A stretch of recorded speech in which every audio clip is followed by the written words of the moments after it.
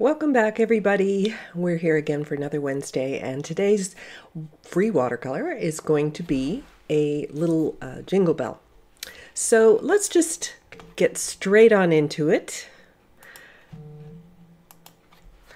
All right, so I have this cute little bell here. So I set this up and I put this nice little bright red ribbon on it, and we're going to paint this. So I'm just going to be working very small today. I'm going to be working on a 5 by 7 inch watercolor. At least the painting area is going to be 5 by 7. The paper is actually a little bigger. This is one case, I didn't pre-stretch my paper in this case because it is so small and because I'm not really going to be doing any big wet washes. So I'm going to leave this background white. I'm going to paint just the object itself. I'm not going to be painting much in the way of the background other than the shadows. So I'm going to be working on Arches 140-pound cold press paper. I'm going to be using a palette of mainly Da Vinci watercolors in a variety of colors. And I'm going to be using a couple of round brushes for this, nothing extraordinary. And it can be synthetic, it could be squirrel hair, it could be whatever you like to use is fine. And so let's, you can see what, you know, compared to the actual bell, you can see that the printout ends up a little bit duller. So I want to brighten things up a little bit more than what I see here in this printout. I'll try not to move the bell too much. I know it's kind of making a lot of noise. But when I want to have red, and this is something that I have found quite often with my reds in watercolor, is that they look great when they're wet, and then as soon as they dry, they are kind of flat looking, you know, a little bit lifeless. So in order to sort of pump that up a little bit, I'm going to do a little underpainting here with a yellow. So for my ribbon, I'm going to paint yellow. In fact, I'll probably bring some of that yellow down into here too, but I don't think I want to go as bright. So I'm going to use something like I'm going to use gamboge. Gamboge is a nice warm yellow. And I'm not going to put it on like full strength or anything like that. I just want a little underpainting with yellow, and that's going to help sort of enhance my red. So I'm just going to quickly paint this ribbon in. I'm working on dry at the moment. I'm using cold press bright white paper. And bright white paper is nice, but most whites, like most whites, you have kind of a white in itself is kind of a cool color. So by painting something that is a little bit warmer underneath my red, that warms up the color of the paper onto which I'm painting my red, and my reds will come out a little bit more lively. I mean, we kind of don't think too much about white as having any color or any temperature. It really doesn't have color, but in terms of temperature, it lands in the cool family. And when we want to paint something warm on it, it's not a bad idea to brighten it up. Now there is a couple of different kinds of watercolor paper. You can get a natural white paper as well. But even so, I find that putting the brighter yellow underneath will sort of beef up your reds a little bit more.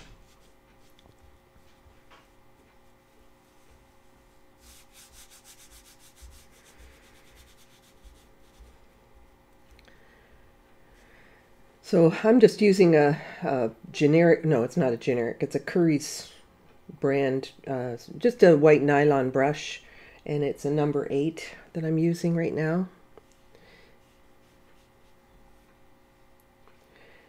It's not a fancy brush by any means, it's quite inexpensive. And this is, working this size will allow me to maybe convert this to a little card if I want, or make a little painting that I can replace one of my current paintings on the wall at Christmas time or something like that. You know, it's kind of a nice little accent. And even if you aren't a person who celebrates Christmas, you could still take this lesson and apply it to something else. Would oxgall help to make the red more lively? Not that I'm aware of, but I guess it's worth a try. But oxgall is colorless, so I don't see how it's going to affect the red so much. You could try it and see, like do a swatch with your red and then try one on the oxgall and see if that makes a difference. But it's more the color that is beefing up the red more than anything else. All right, so as I said, I wanted to put a little bit of color into my bell itself, and this yellow might be just a little bit too much. So I'm going to put a little quin gold in here, quinacridone gold, mix it with my gamboge, and I have something a little bit more warm. And as I paint my bell, there's certain areas that I want to leave the white of the paper. So this area in here, a couple of little light areas on the, a couple of little shiny spots, but there aren't that many on this. It's mainly this area here. Now, what's interesting about this highlight is that it is not, it doesn't have a hard outline the way that a lot of them do. So I'm going to soften that outline, and meanwhile, and I don't have to paint around any of my darks. This is something I see a lot of people doing when they're, starting out in watercolor and they really don't know the difference here, but you can paint all through of those darks and then the darks can go on top. All right, so I'm taking this mixture here. I'm looking to see where those lights are, and I'm going to avoid painting those areas.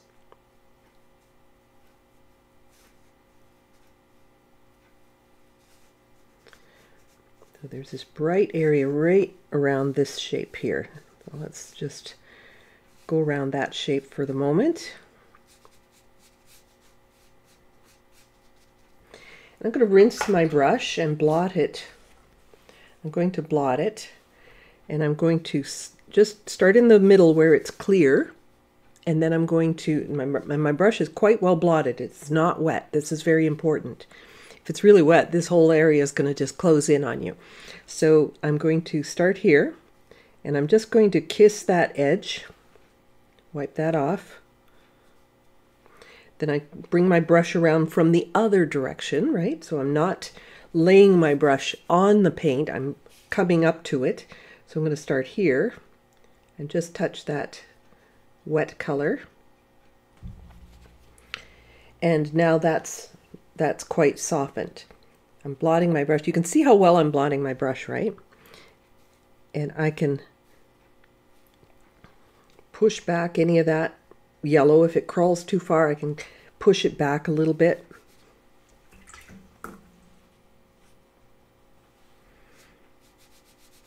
Get back there, you yellow.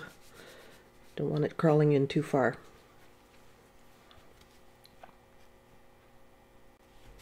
There we go. All right, so I want to maintain that yellow, but I don't want it to have a hard edge. So this is important to do as you're going along. All right, let's keep this other edge going before it starts to dry.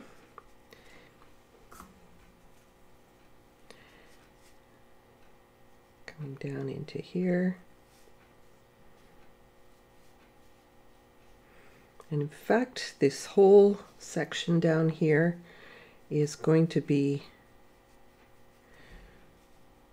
this color.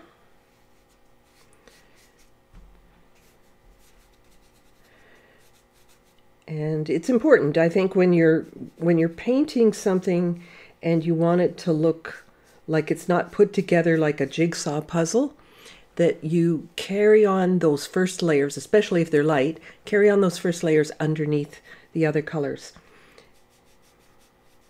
And you know what I mean by a jigsaw puzzle. I'm talking about when it looks like you did one section and then another section, almost like paint by number, and then everything looks like it's separated from everything else. This kind of connects everything.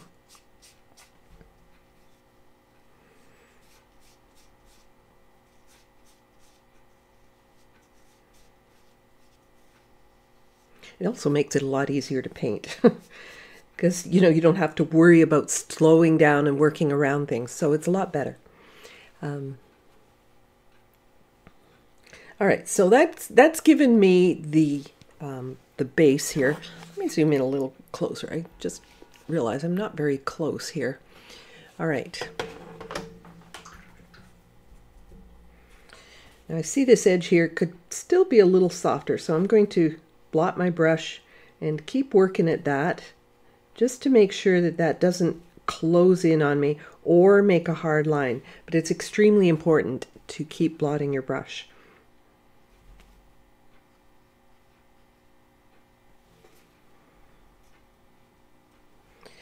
All right, so let's just give that a dry very quickly.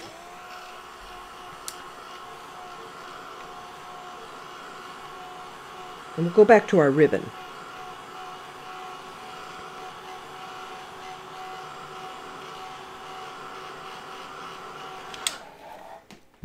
All right.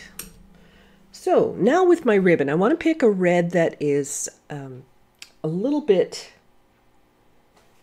This red, I would say this red is a little bit more sort of in the middle. It's neither cool nor warm. It's kind of halfway in between. So I'm going to pick my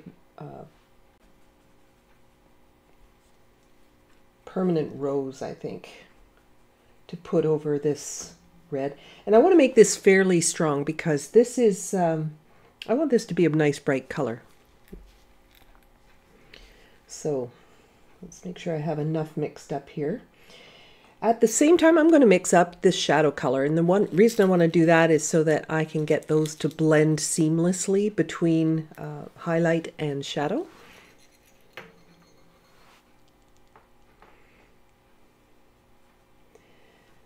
All right, so I'm going to, for my shadow, I'm going to take a little bit of that permanent rose.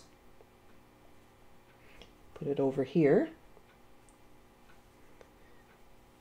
And I'm going to add just a little bit of neutral tint to make this a little bit darker. All right, so you can see that there's a strong difference between the two. If you make this too subtle, then you'll go and paint it and you really won't notice too much. So I'm making a fairly high contrast, I guess, between the dark and the light value. So starting with my light, I'm going to come in and I'm going to do one portion of the ribbon. That's so that I can sort of hit the shadow areas at the same time before it starts to dry. So working on dry to start with.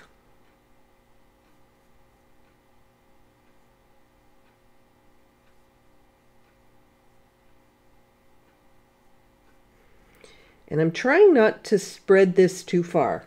I'm coming back to my palette to pick up more paint. I could spread this further, but I won't.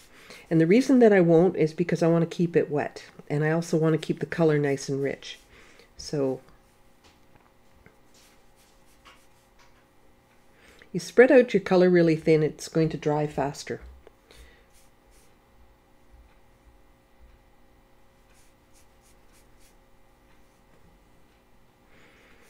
So just for that little ribbon piece, I've gone back to my palette, I don't know, probably 4 times.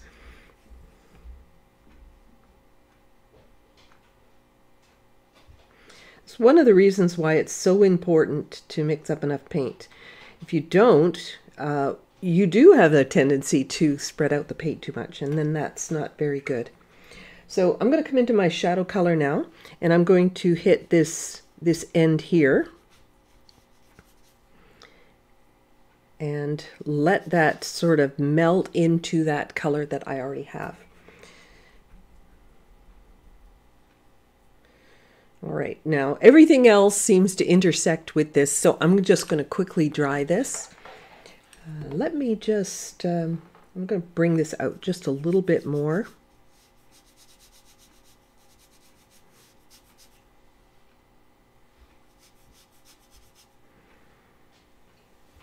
There we go. Nice contrast there between the highlight area and the shadow.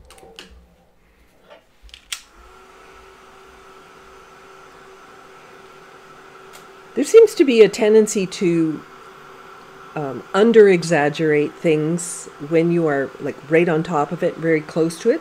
But you have to remember, when you step back, you're not going to notice that contrast as much as you are when you are right on top of it. So go ahead and exaggerate it a little bit.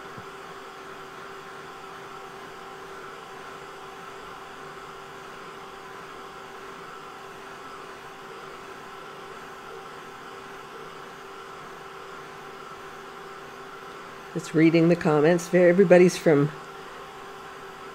everywhere, so everybody's getting different weather, it seems. Sunny here today. Nice. All right, so it's mostly this area here that I want to make sure is nice and dry. All right. So as that dries, you can see that the color is now you know, it's not a dull red. It's still got some life to it. So that underpainting is really helping this red to become a little bit more lively. I have to dry this because if I were to paint any of the other sections next to it, of course, that's going to bleed. So drying it first is important. So I'm going to come in with the exact same process here. Being very careful around the shape of the bell. I want to make sure I keep that really, really nice. And having a brush with a good point is very important for like that little spot there. So although you don't need an expensive brush, one with a nice point is really helpful. At least I find that the case. All right, and again, I'm going back to my palette a number of times so that I'm not spreading it out too far and causing the paint to dry too quickly. Now this is going to be the same color as what's above it until I put the shadow on here. So let's do this.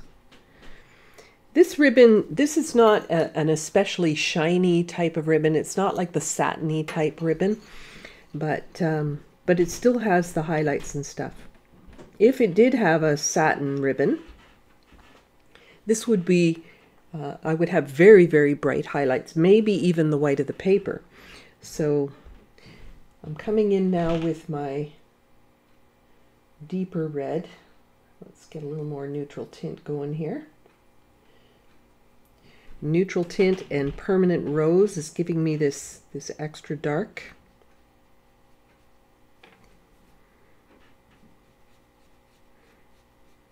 And that red that I put down, because I didn't spread it out so far, it's still nice and wet. So this blends in without any help of my brush.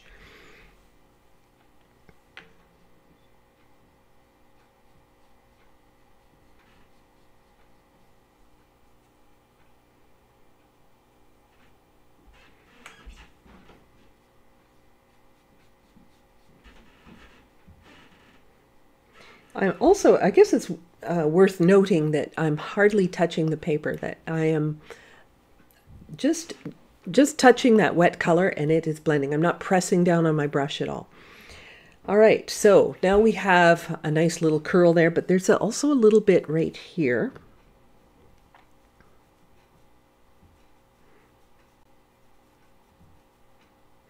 Okay, that one's not blending quite as much.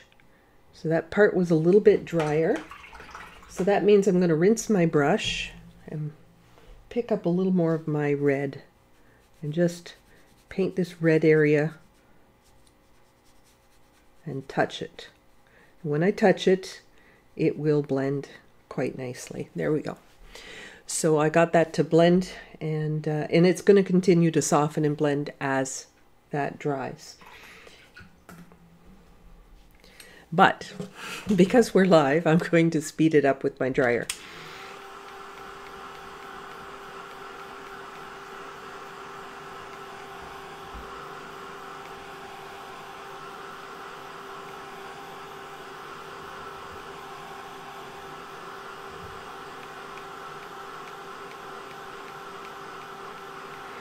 Here we go. Okay. So I like working on Arches paper because when you buy those cards, those watercolor cards, they, first of all, they tend to curl too much when, for my liking anyway, they tend to curl too much when you paint on them. And I find that the paint kind of sits on top. I don't like the way it paints. I'm familiar with Arches paper, and so it's what I like. It's what I'm used to. I can predict how it's going to paint, so I like to work on the same paper. So maybe at the end, if you stick around till the end, I'll show you what I might do if I were to decal the edges on this, so that I could apply it to another card if I wanted to. So I'm just letting that paper cool slightly before I proceed. And I'm going to come in with some more of that permanent rose. And I'm going to do this section here.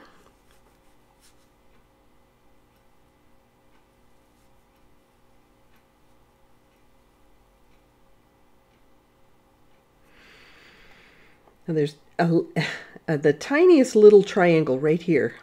I'm going to not paint that for the moment.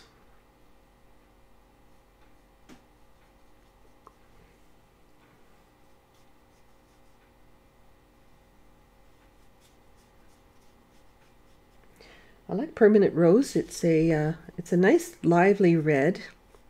It's also a transparent color.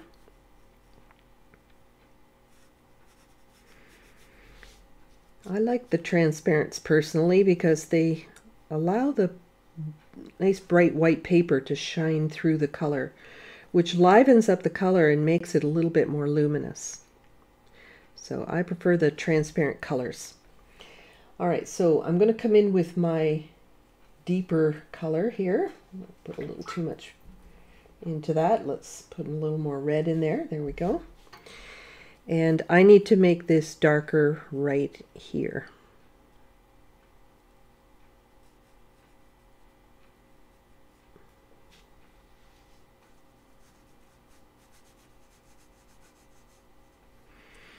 And again at the start where we began here.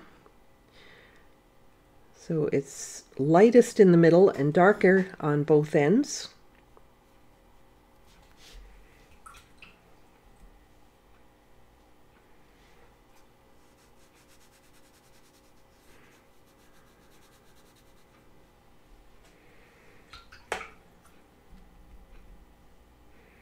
All right, I'm just going to paint some color in the middle here. If I did need it lighter, I could dampen my brush and drink up a little color in the middle, but I don't want to drink up too much. I'll end up drying the spot too much. But you know, if I wanted to make it just a little shinier in the middle, I could lift a little bit of color there if I wanted to. All right, so we're getting the feeling of this sort of making this swirl pattern. Do I have a list of warm and cool colors? I don't have a list per se, but let me show you that the upper part of my palette that you're seeing is all cool color.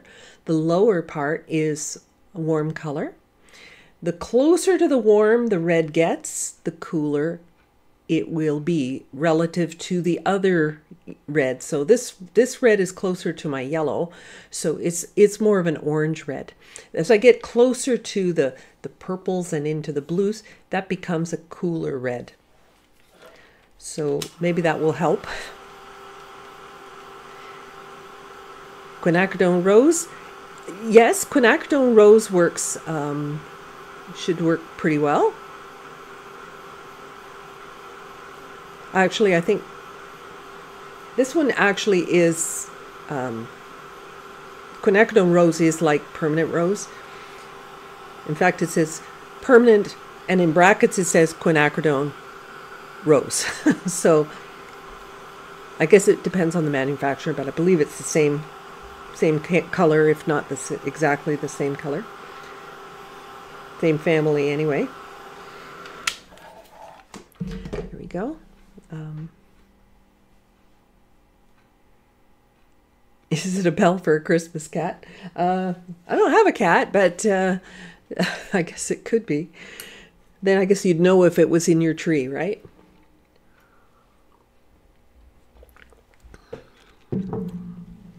I've managed to paint so far without putting my brush in my coffee, so I guess that's a good thing. All right, so here we have this little section here.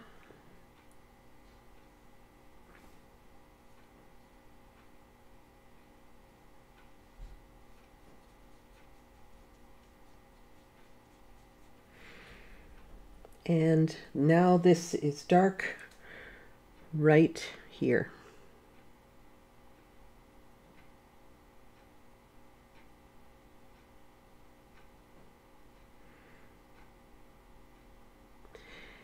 And the beautiful part of working wet into wet like this is you don't have to blend a thing. It just happens naturally.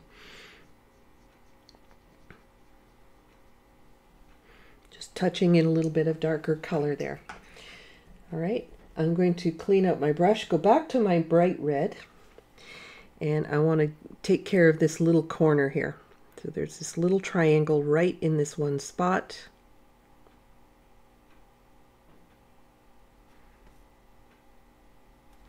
And while I have my red, in fact, I'm going to go to my darker red, there's a little bit of a reflection in our bell right here for the ribbon. You can see that there's a little bit there. So I'm going to paint that in right now. And it's just a little shape, kind of a teardrop shape, I guess, right here. Doesn't always follow the shape that you think it should. You know, when it comes to reflections, especially if the shiny thing is reflective and it's curved at the same time, then you're going to get some distortion that goes on.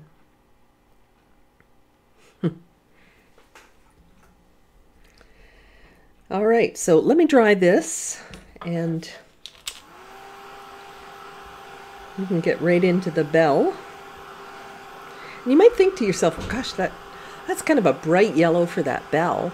But by the time you put in the shadows and stuff, you will lose a lot of that brilliance. So I would tend towards a brighter color in the beginning, because it will end up dulling down as you add the shadows and the mid values. So now I want to work, I think, just with some neutral tint for this. I'm going to remove this just so it doesn't end up turning my bell red. I already did my red part of my bell, so I just want to get rid of that for now. And as I add in some of my color, again, I'm going to have to soften and keep this area nice and light in order to show the shine. So I'm going to just pick up some neutral tint here. I don't want to pick it up too wet. Well, I shouldn't say that. Pardon me. I was thinking I was working on wet, but I'm going to work on dry. And so I'm going to come in here, and yes, my color is a little bit wet. And the reason I want it wet is because I want to be able to soften that edge. But I have a couple of things that I need to worry about here, and one of them is softening this area here. So as I come down here, I'm going to go around that red reflection there. But as I start coming down, this starts getting lighter. So I'm going to rinse my brush and blot it and start extending this. So it's going to get lighter as I come down.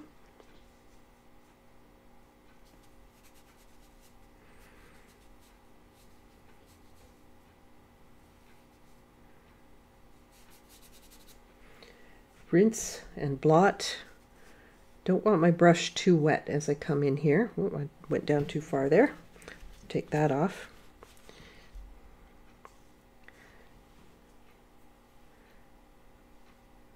Wasn't paying close enough attention, so it ended up getting the yellow part dirty. Now this edge here, this one that's around the highlight, this is the one that I need to really babysit. I need to make sure that that doesn't end up drying and being hard on me. So rinse and blot my brush. And I just want to hit the edge of that to make sure that it gets a little bit soft, but I don't want that color to rush in towards that highlight area. So I just need to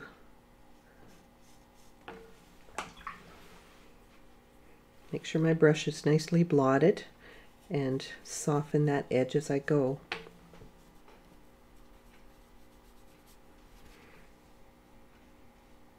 Always laying the brush in the clean area. Don't lay it down in the actual paint, because if you do, then you will end up with a hard line,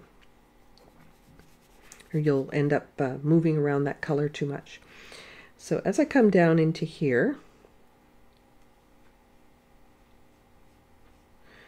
this is wetter down here, so I'm going to blend this in, and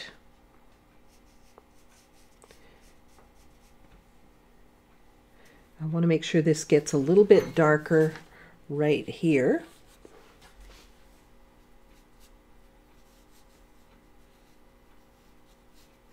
And I didn't mark all of this stuff on my drawing. I just did the basic shape of the bell, and much of this I'm doing mainly by visual placement, not because I did 1,000,001 lines to define every single thing in my bell. So as I'm working on dry, I really have to kind of work quickly in order to soften these edges. And the reason I didn't work on wet is because there's some edges I want to keep hard. I don't want everything the same.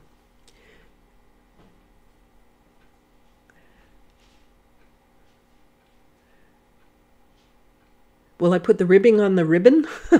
Maybe. Yeah, I might do that. I'll have to come back to that though, if I can fit that in today. It would be okay without it, but yes, there is kind of those little ribs on the ribbon.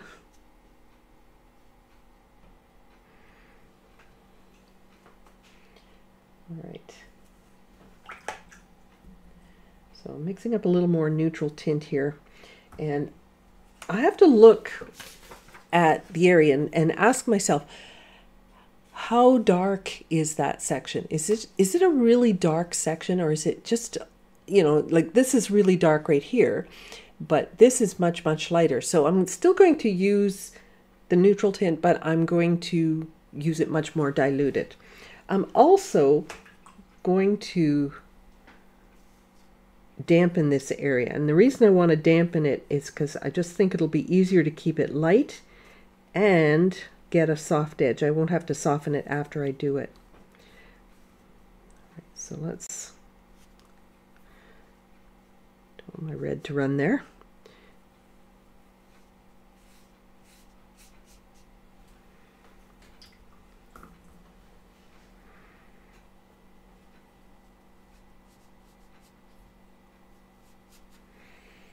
So my little neutral tint here, and I'm going to start down here.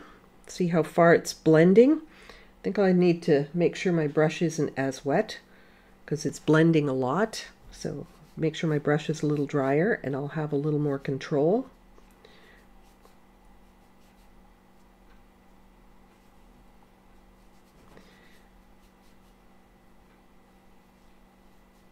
There's even a hint of pink in here. I think I'm going to put just a little hint of pink in this bell here.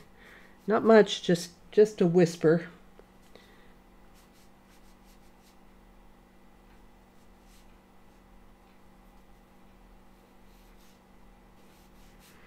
I don't really need to work around the darker parts of the bell. I could actually just paint through those, but just so I don't lose any of my pencil lines, I'm just going to paint around it for now.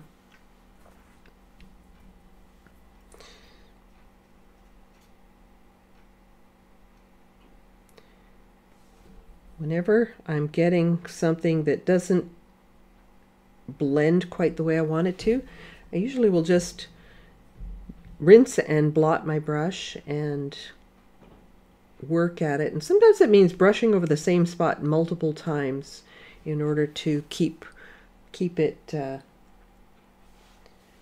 damp and keep it in control. Just a little bit darker, not too dark. I have to be very careful not to make it overly dark.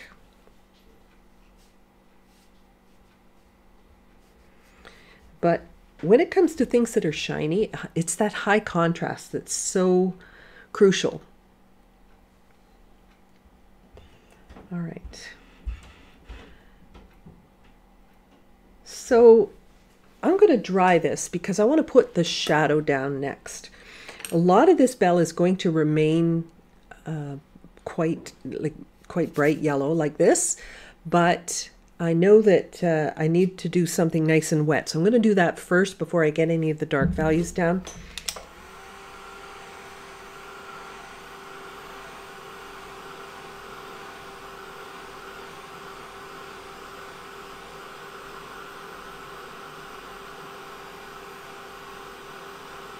I have some adjustments I need to do. I can see that, and you know, it's a process, right? So we're building up to it. So I'm going to dampen, when I have to wait for that to cool a little bit, but I'm going to dampen this area, and then I'm going to put this shadow in. Meanwhile, it shouldn't be too hot up here, so I'm going to use a little bit of my red and neutral tint here, because these shadows are not completely gray. You know, they have a hint of pink, of the red in there. There's a little bit of that red showing. So I'm using bright white Arches paper. And so this I will work on dry because this is a fairly strong shadow here.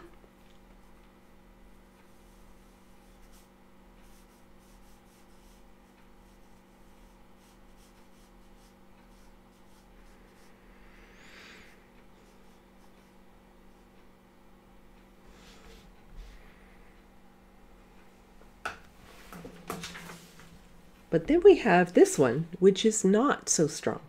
So it all depends on the light direction and that sort of thing. So I'm going to dampen my paper before I put in this shadow and before I put in this one. So I'm gonna wet, make sure your brush is nice and clean for this stage here, because I don't want to have any telltale signs if you're using dirty water or something like that.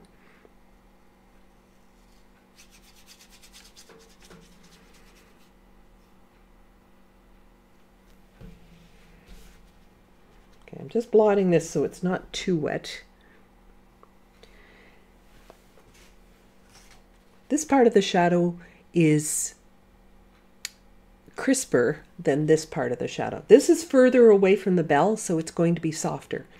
Therefore, I want to have a tighter shadow or a little bit more crisp shadow as it gets closer to the bell, and I want it softer as I go away. So in terms of how wet or dry to make my paper, it's going to be only a little damp next to the bell, and then it's gradually going to get dark or wetter and wetter. This is the dampness on the paper that I'm referring to.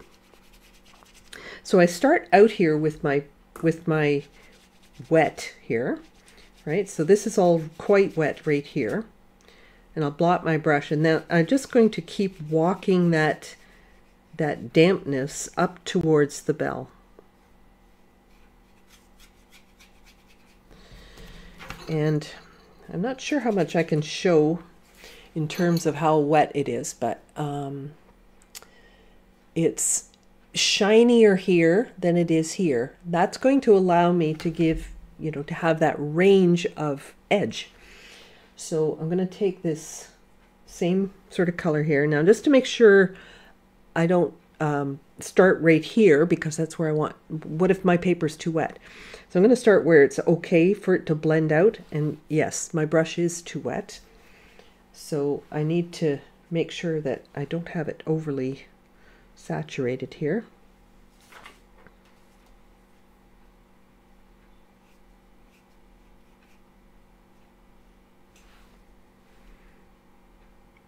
Getting drier as I get up to the bell.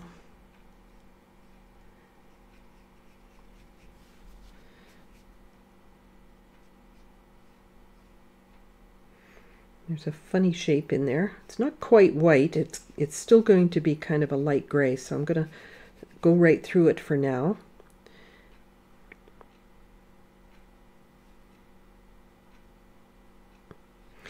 So you can see that right here close to the bell where I didn't want the color to blend out too much and my paper was only a little bit damp here. I don't have a color, I don't have a shadow that blends out from that space too much. This is actually a gold bell. This is a gold bell. It's not silver. Maybe it doesn't show up too much on the, but it's actually a gold bell. And I put, no, I didn't put silver bell. I put jingle bell. Yeah, so I didn't call it a silver bell. It's just a jingle bell. And it is, all right, so I'm going to go a little more neutral tint here, I think. And come in a little bit stronger on this shadow.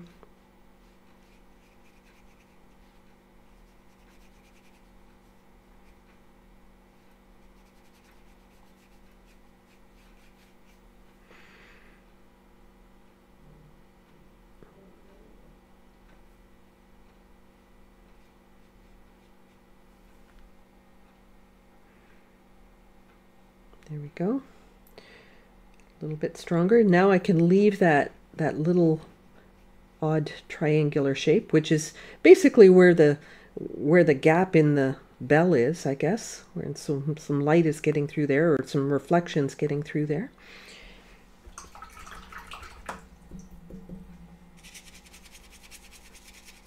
Making sure that I don't have any lines forming anywhere from paint traveling.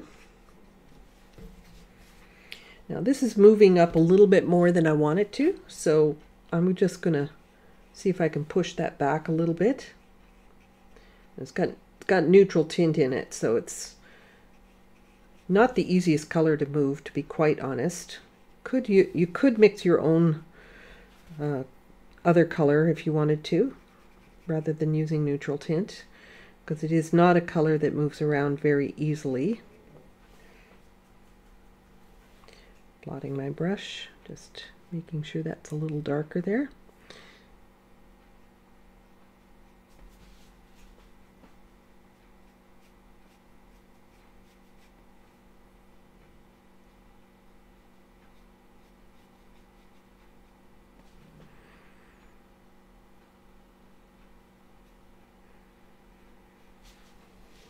There we go. Okay, so we've got that reflection, and the reflection has lots of nice soft edges. And as you pick up more color, the one thing you really have to be careful of is, oh, is my brush wetter than the paper now? Think about these things as you're painting, and you can avoid a lot of heartache. If you sort of forget and go, uh-oh, that was too wet, then you've got a new problem to solve. So it's better to think of it as you're working along. So I still have this little one up here to do, so I'm going to make sure my brush is nice and clean, really nice clean brush.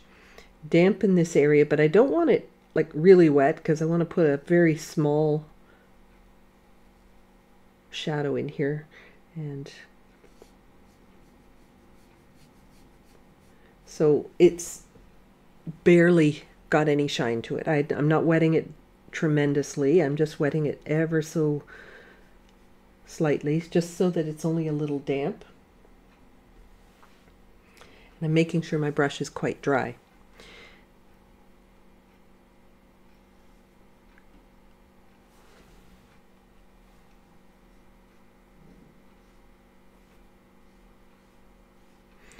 All right.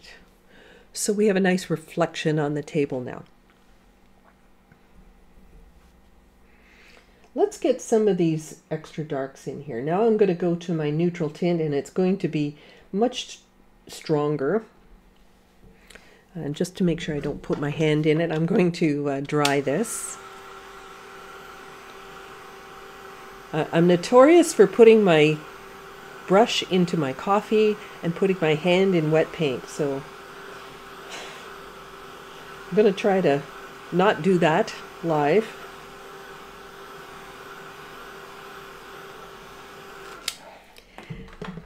Now, as I go through these steps, any of these steps can be repeated. If you wanted to make, some of your shadows darker, like I'm going to come back in, I think, and make some of this darker. Things always dry a lot lighter when, than what they look like when they're wet.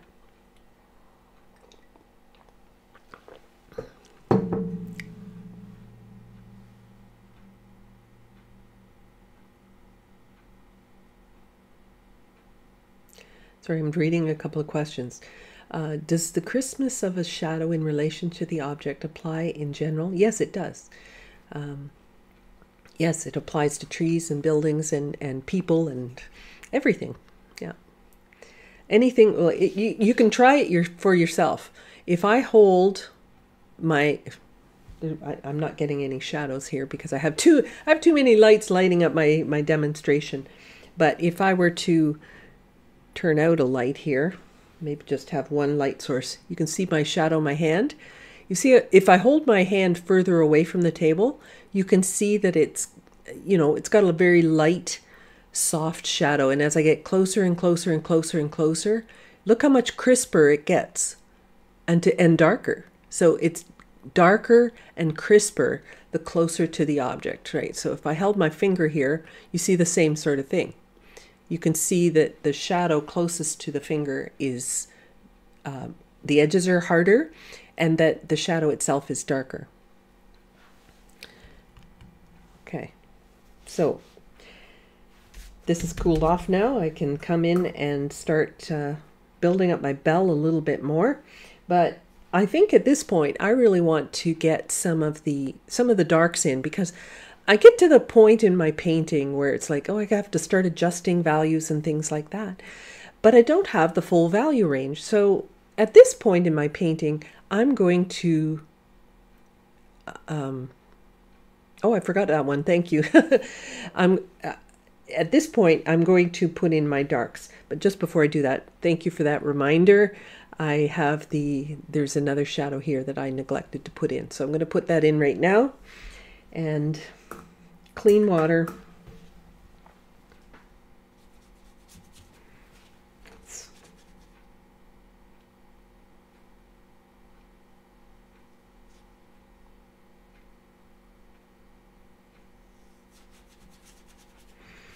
I don't want my paper totally wet here, because if it's totally wet, I will have, no control. So I want it just a little damp. I'm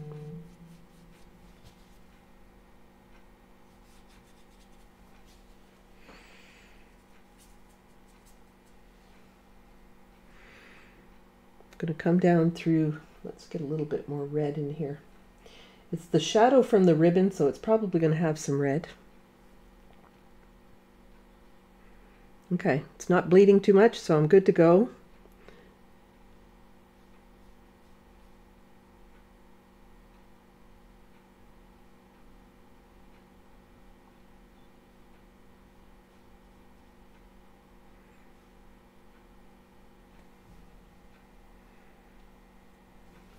Okay, thank you for that, for pointing that out.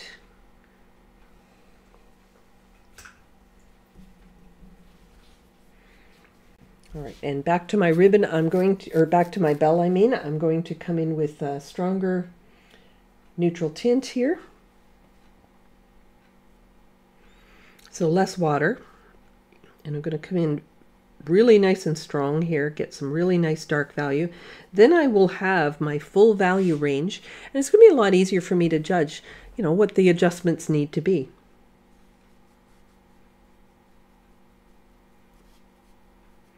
if you strictly work light to dark, you'll get to the dark part in your painting and you're going to have a lot more to adjust, probably, most likely. At least that has been my experience, at least.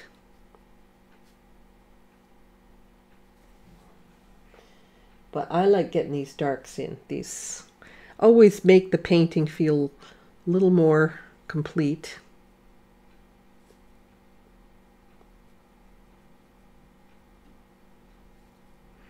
And the width of these lines here does make a difference. Some of them are thin, some of them are thicker.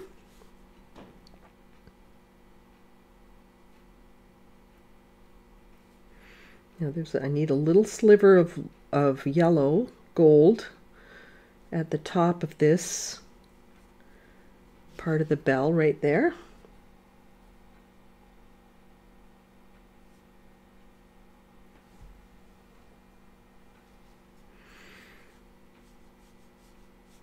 If there's any little like extra lights that maybe I didn't paint around or something like that, I could always use a little tiny bit of white paint in the end. That would not be a death sentence or anything like that. That's quite acceptable, especially if it's something like a card. It's not a deal breaker at all.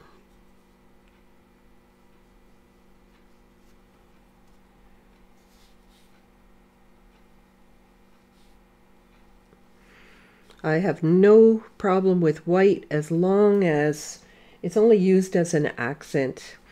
You know, if you were trying to fill in this highlight with white paint, for example, it probably would not have the same look as the rest of the white paper, and it would be a little bit more obvious because you'd be painting a larger area. And the white paint that you get is usually very cool by comparison to the color of the paper. You will notice a difference. It's going to look a lot cooler, almost grayish next to the paper. Even though I'm using a bright white paper, it's going to look a little gray next to it, which is mainly the opacity of the color. You know, the fact that it's just more opaque, doesn't allow the brightness of the paper to come through, tends to make it look a little bit more gray. Right, so slowing it down here, really trying to get these shapes right. I mean, I'm working with something quite dark, so I need to make sure I work carefully here. And now I can come in and start fine-tuning a few things.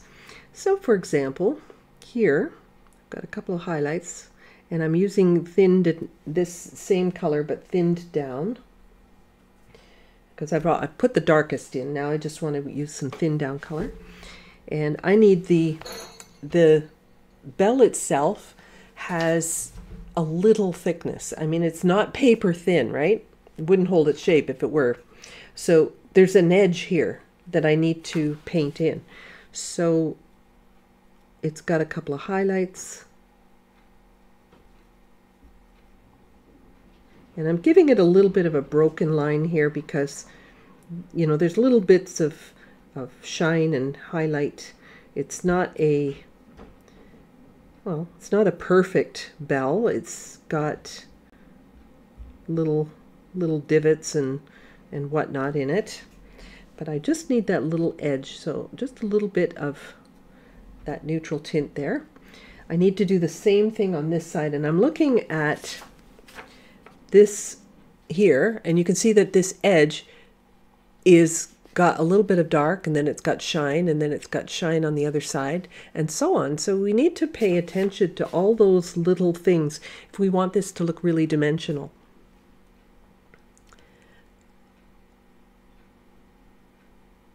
Yeah, I would put, yeah, if I wanted a silver bell, sure, you could certainly do this with just grays, and that would be fine. But don't forget that it's a reflective surface. So you will get reflections like the red of the bell. So it all depends on what's in the room. So if I had something blue in the room, there might be some blue reflected in the bell, there might be some red. there might be some green or yellow or purple or whatever the case may be. So generally speaking, yes, it would be, you would just work maybe with grays in order to make a silver bell, but there will be reflection, so you'll pick up those other colors as well. All right, so right here, I want to put in a little bit of, not too dark, but there's a little bit of shine right there, and so you can see that little margin I'm leaving there.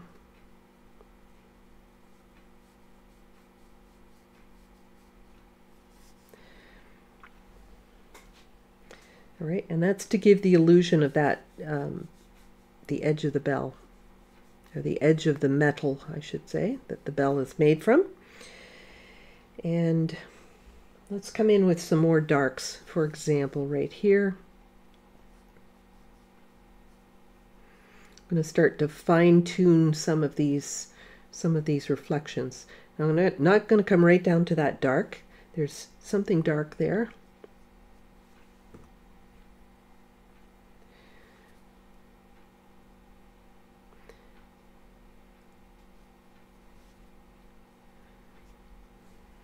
Let's get a little more color, and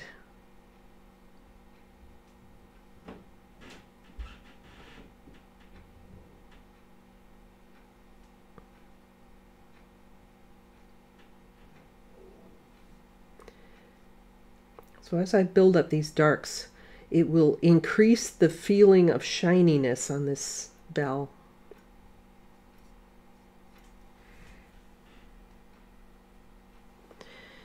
There's kind of a dark reflection right here near the edge. It comes up. That.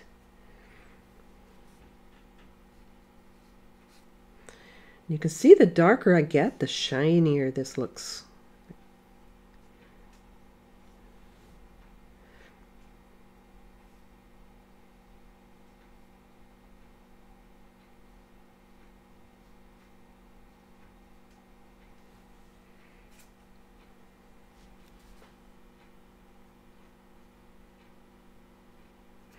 Not coming right to the dark there again. You still got that little, you know, where the edge of the thickness of the metal is.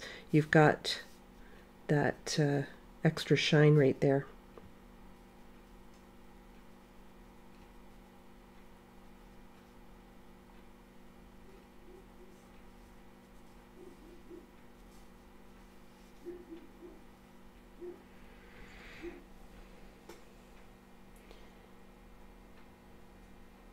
And then I see a little whisper of a little bit more pinky gray in here. So I'm going to come and take a little bit more of my permanent rose, add it to my neutral tint here, and go above this with something a little darker.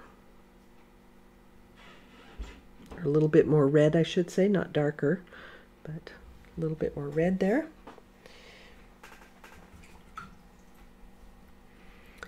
And I definitely see that, you know, in here needs to be darker again.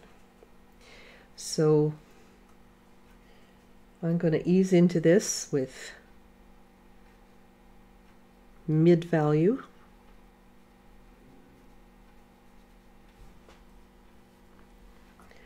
Let's get this paint fluid, like it's running, so that I don't have a hard edge here.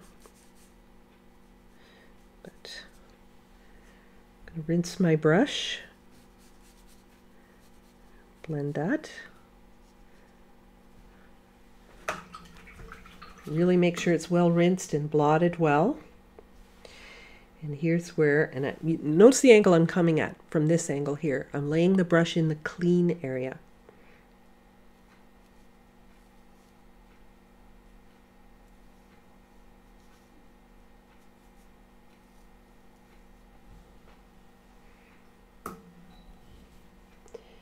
And this neutral tint right here, I'm going to start a little bit, bring this down a little bit more than I had it. And again, I want to soften that edge. So make sure my brush is really nice and clean. I don't want to dirty up my white area. And starting here, walk up to it, just kiss that edge with that damp brush. If it's too wet, you're going to have paint rushing into the middle. Let's soften up this one a little bit more again.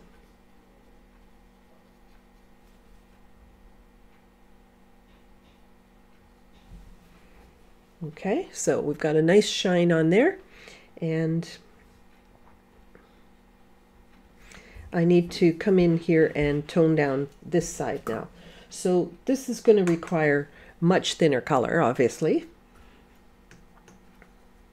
In fact, if I wanted to take my yellow and mix a little bit neutral tint into it, that would give me a darker version of my gold. So that wouldn't hurt at all.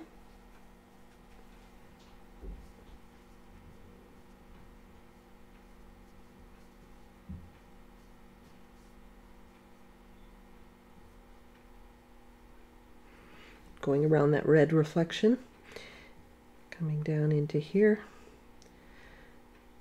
Now, I did this before when I did it on wet, and I'm working on dry at the moment, but I'll soften that edge. So I'm going to rinse and blot. And yes, I could have wet the area first. I just decided to do it this way instead. Oh, that wrong puddle.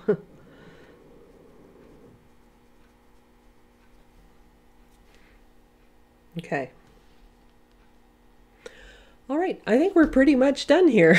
So I hope you enjoyed this. Let me just make sure that there's no questions before I sign off. If I wanted a silver bell, would I put a different color? Okay, I answered that question. Sometimes the questions are not in capitals, so I have to look for them a little bit more, so hang in there for a second. So there was one question. Other color suggestions to replace the neutral tint in the shadow? Sure, you could use a little bit of Payne's Gray. Now Payne's Gray is a much cooler color, so what you'll find that you'll need to do is probably add a little bit more of the permanent rose in order to make it a little bit warmer like the neutral tint. This is not, here, I'll see if I have a little scrap of watercolor paper here, just so you can see the difference between the neutral tint. This is neutral tint, and you can see it's almost a little bit of a purple gray. That's what I was using. Now if I use Payne's Gray by itself, it's almost got a bluish greenish tinge to it, right? If I thin it out, you'll really notice it. And so you can see that there's a difference between these two.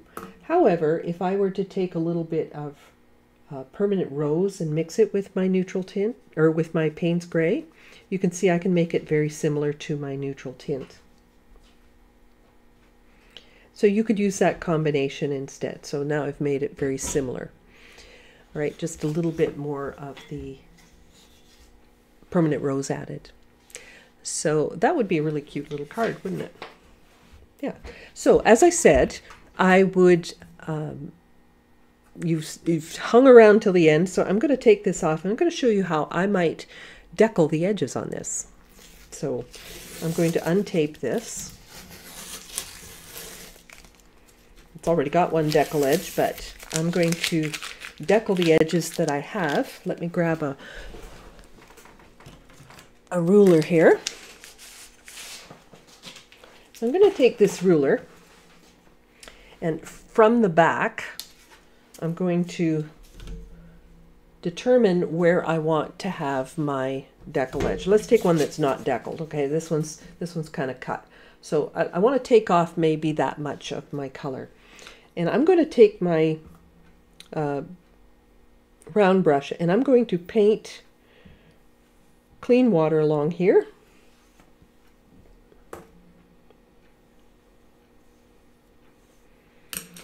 and I'm going to pull up and towards myself here. Hold the brush really, or the ruler very firm, and I'm pulling it in. And the reason that I dampened it before doing this is because when you dampen it, the fibers tend to pull apart a little bit more easily, and so you get a little bit more of that decollage. You can also buy a decollage ruler, but just pulling it very slowly, carefully, and so on.